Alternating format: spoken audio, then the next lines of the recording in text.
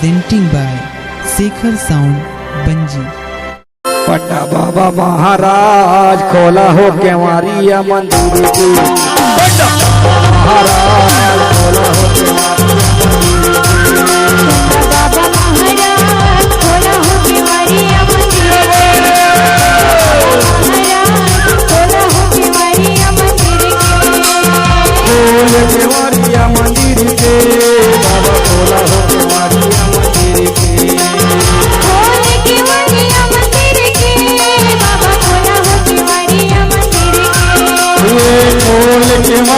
मंदिर के बाबा खोला हो केवाड़िया मंदिर के। केवाड़िया मंदिर के बाबा खोला हो केवाड़िया मंदिर के। बाबा महाराज खोला हो केवाड़िया मंदिर के। बाबा महाराज खोला हो केवाड़िया मंदिर के।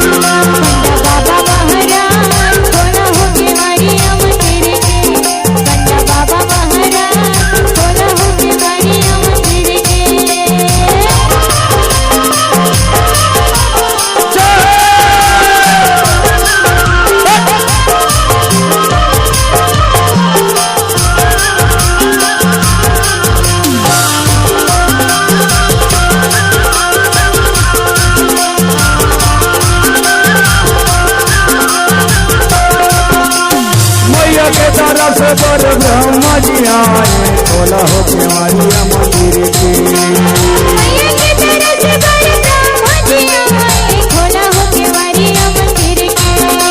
मैया के तरफ से पर शंकर आए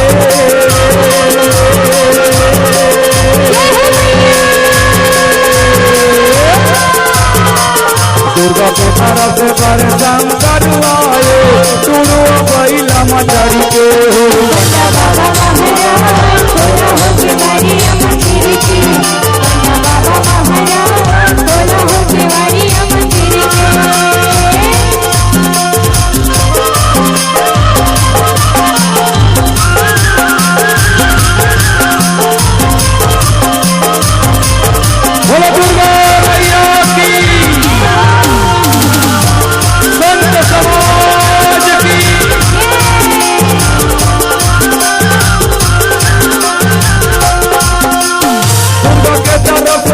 विष्णु जी आए खोला हो केवाड़िया मंदिर के।